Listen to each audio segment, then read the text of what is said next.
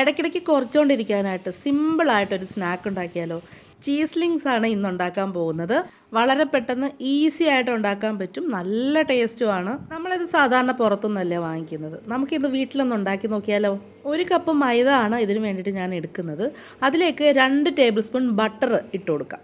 മെൽറ്റാക്കി ഒന്നും വേണ്ട, നമ്മൾ അതേപോലെ തന്നെ ഫ്രിഡ്ജിൽ നിന്ന് എടുത്തിട്ട് അതേപോലെ തന്നെ ഇട്ട് കൊടുത്താൽ മതി. ഇനി ഇതിലേക്ക് ഞാൻ 2 ചീസിൻ്റെ സ്ലൈസ് ഇട്ട് കൊടുക്കുന്നുണ്ട്. എന്നിട്ട് ഇതെല്ലാം കൂടി നന്നായിട്ടൊന്ന് മിക്സ് ചെയ്തെടുക്കാം.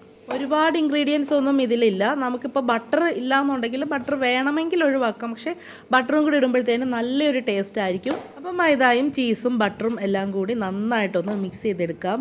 ഞാൻ ഇതിലൊരു അല്പം മാത്രമേ ഉപ്പ് ചേർക്കുന്നുള്ളൂ, കാരണം ചീസിലും നമ്മുടെ ബട്ടറിലും അത്യാവശ്യം ഉപ്പുണ്ട്. അതുകൊണ്ട് തന്നെ ഒരുപാട് ഉപ്പ് ചേർക്കേണ്ട ആവശ്യമില്ല. അല്ല, ഒരുപാട് ഉപ്പ് ചേർത്ത് കഴിഞ്ഞാൽ കൂടിപ്പോവും. സോൾട്ടഡ് ബട്ടറാണ് ഞാൻ ചേർത്ത് കൊടുത്തിട്ടുള്ളത്. അപ്പോൾ ഇതെല്ലാം കൂടി നന്നായിട്ടൊന്ന് മിക്സ് ചെയ്തെടുക്കാം. ഇതിൽ നമ്മൾ വെള്ളമൊന്നും ഉപയോഗിക്കുന്നില്ല. വെള്ളത്തിന് പകരം നമ്മൾ പാലാണ് എടുക്കുന്നത്. ഒരു അല്പം പാലൊഴിച്ച് നമ്മൾ ചപ്പാത്തി മാവിൻ്റെ പരുവത്തിലൊന്ന് കുഴച്ചെടുക്കാം. അപ്പോൾ പാലും ബട്ടറും ചീസും കൂടെ ഒക്കെ വരുമ്പോൾ ഒരു പ്രത്യേക ടേസ്റ്റാണ് ഇതിന്. പാലെടുക്കുമ്പോഴത്തേനും തണുത്ത പാൽ വേണം എടുക്കാനായിട്ട്. ചെറിയൊരു തണുപ്പുള്ള പാലാണ് നമ്മൾ ഇതിനകത്ത് ഉപയോഗിക്കേണ്ടത്. അതിങ്ങനെ കുറേശ്ശെയായിട്ട് ഒഴിച്ച് നമുക്ക് കുഴച്ച് ചപ്പാത്തി മാവിൻ്റെ ഒരു പരുവത്തിന് ആക്കിയെടുക്കണം. നല്ല സോഫ്റ്റ് ആയിട്ടുള്ളൊരു സ്നാക്കാണിത്. ഇതുണ്ടാക്കിയിട്ട് എയർ ടൈറ്റ് ആയിട്ടുള്ള ഏതെങ്കിലും ഒരു ജാറിൽ ഇട്ട് വെച്ചിരുന്നാൽ മതി. നമുക്ക് ആവശ്യാനുസരണം കുട്ടികൾക്ക് എടുത്ത് കൊടുക്കാവുന്നതാണ്. ചീസ്ലിങ്സിൻ്റെ ഡോ ഏകദേശം റെഡി ആയിക്കൊണ്ടിരിക്കുന്നു. ഇത് നല്ല സോഫ്റ്റ് ആണ് കേട്ടോ. ഈ മാവ് നമ്മൾ പാലിലും ബട്ടറിലും ഒക്കെ ആയതുകൊണ്ട് നല്ല സോഫ്റ്റ് ആയിട്ട് കിട്ടും. ഇനി കുറച്ചുകൂടെ സോഫ്റ്റ് ആവാനായിട്ടുള്ളൊരു ടിപ്പാണിത് കേട്ടോ. അത് ചപ്പാത്തി ആണെങ്കിലും പൊറോട്ട ഒക്കെ ഉണ്ടാക്കുമ്പോൾ നമ്മളിങ്ങനെ പിച്ചിപ്പറിച്ചിട്ട് ഒന്നും കൂടി ഒന്ന് യോജിപ്പിച്ചെടുക്കുകയാണെന്നുണ്ടെങ്കിൽ നമ്മുടെ ചപ്പാത്തിയും അതേപോലെ പൊറോട്ട ഒക്കെ നല്ല സോഫ്റ്റായിട്ട് കിട്ടും. അങ്ങനെ നമ്മുടെ ചീസ്ലിങ്സിൻ്റെ മാവിൻ്റെ പകുതി പണി കഴിഞ്ഞു. ഇനി നമുക്കിതൊന്ന് അരമണിക്കൂർ ഒന്ന് റെസ്റ്റ് ചെയ്യാൻ വെക്കാം. അരമണിക്കൂറോ 1 മണിക്കൂറോ നമുക്ക് കഴിഞ്ഞതിന് ശേഷം നമുക്ക് പരത്തിയെടുക്കാവുന്നതാണ്. ഇതൊരു തുണി വെച്ച് മൂടിയോ അല്ലെങ്കിൽ ഒരു പാത്രം ഏതെങ്കിലും ഒരു അടപ്പ് വെച്ച് മൂടിയോ നമുക്കൊരു സൈഡിലേക്ക് മാറ്റി വെക്കാം. ഇനി അരമണിക്കൂർ കഴിഞ്ഞിട്ടെടുക്കാം. അരമണിക്കൂർ കഴിഞ്ഞിട്ടുണ്ട്. ഇതെടുത്ത് കഴിയുമ്പോഴത്തേക്ക് നല്ല സോഫ്റ്റായിട്ട് വന്നിട്ടുണ്ട്. നിങ്ങൾക്ക് കാണാൻ സാധിക്കും. വലിക്കുമ്പോൾ തന്നെ നല്ലൊരു സോഫ്റ്റ് ആയിട്ടുള്ളൊരു മാവ് നമുക്ക് കിട്ടിയിട്ടുണ്ട്. ഇനി ഇത് പരത്താനായിട്ട് കുറച്ച് എണ്ണ, നമ്മൾ ഇപ്പോൾ ഏതിലാണോ ഇട്ട് പരത്തുന്നത് അതിൽ കുറച്ച് വെളിച്ചെണ്ണയോ സൺഫ്ലവർ ഓയിലോ എന്തെങ്കിലും ഒന്ന് തടവിയതിന് ശേഷം, അല്ലെങ്കിൽ നമ്മൾ പൊടിയായാലും മതി, അരിപ്പൊടിയോ അല്ലെങ്കിൽ മൈദാടെ തന്നെ പൊടിയായാലും മതി, ഇട്ടിട്ട് നന്നായിട്ടൊന്ന് പരത്തിയെടുക്കാം. മാക്സിമം നമ്മൾ എത്രത്തോളം തിന്നാക്കാൻ പറ്റുമോ അത്രത്തോളം തിന്നാക്കി എടുക്കണം. പരത്തുന്ന സമയത്ത് പ്രത്യേകിച്ച് ഷേപ്പൊന്നും നോക്കേണ്ട കാര്യമില്ല. ഞാൻ നമ്മൾ കുഴച്ച് വെച്ചിരുന്ന മാവിൻ്റെ പകുതി എടുത്ത് ആദ്യം ഒന്ന് പരത്തിയെടുക്കുകയാണ്. അമീബായുടെ ഷേപ്പൊക്കെ വരും, പക്ഷേ അതൊന്നും കാര്യം വെക്കണം. നമ്മൾ ഇതിൽ നിന്ന് സ്ക്വയറായിട്ട് കട്ട് ചെയ്തെടുക്കുകയാണല്ലോ. അതുകൊണ്ട് ഇനി ഏത് ഷേപ്പിലായാലും കുഴപ്പമൊന്നുമില്ല. നമ്മൾ കട്ട് ചെയ്യുമ്പോൾ കുറച്ച് ഷേപ്പിൽ കുഞ്ഞു കുഞ്ഞായിട്ട് കട്ട് ചെയ്തെടുത്താൽ മാത്രം മതി. ഏകദേശം കുറച്ചൊന്ന് പരത്തി മാക്സിമം തിന്നാകുന്നത് വരെ ഒന്ന് പരത്തി എന്നിട്ട് ഞാൻ ഇതിൻ്റെ അരികൊക്കെ ഒന്ന് കട്ട് ചെയ്ത് മാറ്റുന്നുണ്ട്. ഒരു സ്ക്വയർ ഷേപ്പ് കിട്ടാൻ വേണ്ടിയിട്ട് അതിൻ്റെ അരികൊക്കെ ഒന്ന് കട്ട് ചെയ്ത് മാറ്റുന്നുണ്ട്.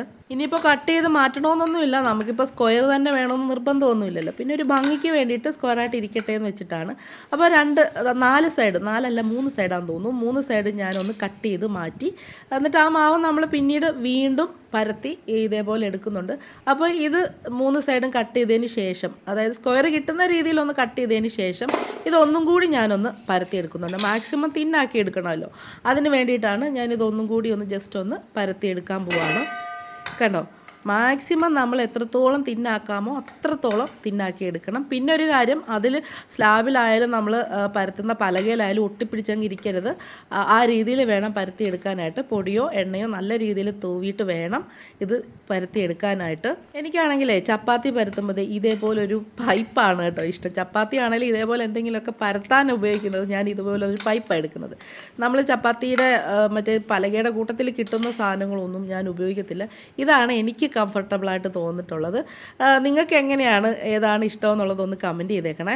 അപ്പോൾ സ്ക്വയർ ഷേപ്പിൽ അത് ഞാൻ മാക്സിമം തിന്നാക്കി എടുത്തിട്ടുണ്ട്. ഇനി ഇത് നമുക്ക് കുഞ്ഞു കുഞ്ഞു വരകൾ അങ്ങോട്ട് ഇട്ട് കൊടുക്കാം. കത്തി ഉപയോഗിച്ച് കുഞ്ഞു കുഞ്ഞു വരകൾ അങ്ങോട്ട് ഇട്ട് കൊടുക്കാം. ആദ്യം നേരെ വര ഇട്ട് കൊടുത്തു. ഇനി അതിന് ശേഷം കുറുകെ വര ഇട്ട് കൊടുത്ത് കഴിയുമ്പോഴത്തേക്ക് നമുക്ക് ചെറിയ ചെറിയ സ്ക്വയർ പീസുകളായിട്ട് കിട്ടും. അവിടെ എനിക്ക് പലയിടത്തും തെറ്റിയിട്ടുണ്ട്, എന്നാലും സാരമില്ല. കറക്റ്റ് സ്ക്വയർ അല്ലെങ്കിലും ഏതാണ്ട് സ്ക്വയറിൻ്റെ ഒരു ഷേപ്പൊക്കെ വന്നിട്ടുണ്ട്. ഇനി ഇത് നമുക്കൊരു പ്ലേറ്റിലേക്ക് മാറ്റിയെടുക്കാം. ഇങ്ങനെ ഓരോന്നോരോന്നായിട്ട് എടുക്കണമെന്നൊന്നുമില്ല. നമുക്കൊരു ചട്ടകം ഉപയോഗിച്ച് അടിയിൽ നിന്ന് ഇങ്ങനെ പൊക്കുമ്പോഴത്തേനും, അല്ലെങ്കിൽ പിച്ചാത്തിയോ ചട്ടകമൊക്കെ ഉപയോഗിച്ച് ഇങ്ങനെ അടിയിൽ നിന്ന് പൊക്കുമ്പോഴത്തേക്കും ഒരുമിച്ച് എടുക്കാവുന്നതേ ഉള്ളൂ. അങ്ങനെ എടുത്ത് നമുക്കങ്ങ് എണ്ണയിലിട്ട് ഫ്രൈ ചെയ്തെടുക്കാവുന്നതേ ഉള്ളൂ.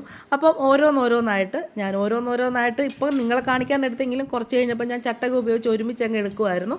അങ്ങനെ എണ്ണ അടുപ്പത്ത് വെച്ചു, ചീനച്ചട്ടി വെച്ചിട്ട് എണ്ണ ഒഴിച്ചതിന് ശേഷം അത് നന്നായിട്ടൊന്ന് ചൂടായി കഴിയുമ്പോഴത്തേനും നമുക്കൊന്ന് നോക്കാം ചൂടായിട്ടുണ്ടോ, നന്നായിട്ട് തിളച്ചോ അല്ലെങ്കിൽ ചൂടായിട്ടുണ്ടോ എന്നൊന്ന് നോക്കാം. 1-2 ഇട്ട് കഴിഞ്ഞപ്പോഴത്തേനും ചൂടായി വന്നിട്ടുണ്ട്. ഇനി ബാക്കിയും കൂടി ഇതേപോലെ തട്ടിയിട്ട് പെട്ടെന്ന് തന്നെ ഫ്രൈ ആയി കിട്ടും. ചെറുതീയിൽ ഇട്ട് വേണം നമ്മൾ ഫ്രൈ ആക്കി എടുക്കാനായിട്ട്, പെട്ടെന്ന് കരിയാൻ ചാൻസ് ഉണ്ട്. അതുകൊണ്ട് തന്നെ ചെറുതീയിൽ മീഡിയം ടു ലോ ഫ്ലെയിമിൽ ഇട്ട് വേണം എടുക്കാനായിട്ട്. അങ്ങനെ ആദ്യത്തെ ബാച്ച് ഫ്രൈ ആക്കി എടുത്തിട്ടുണ്ട്. ഇനി രണ്ടാമത്തതും ഞാൻ ഇതേപോലെ തന്നെ പരത്തി നമ്മൾ കട്ട് ചെയ്ത് മാറ്റിയെടുക്കുന്നുണ്ട്.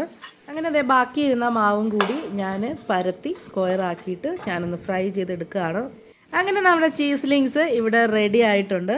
എല്ലാവരും ഒന്ന് ട്രൈ ചെയ്തിട്ട് ഫീഡ്ബാക്ക് ഒക്കെ അറിയിക്കണം. വീഡിയോ ഇഷ്ടപ്പെട്ടാൽ ലൈക്ക് ചെയ്യാനും ഷെയർ ചെയ്യാനും ഫോളോ ചെയ്യാനും സബ്സ്ക്രൈബ് ചെയ്യാനും മറക്കണം. നമുക്കിനി അടുത്ത ഒരു അടിപൊളി വീഡിയോ കാണാം. അതുവരേക്കും ബൈ.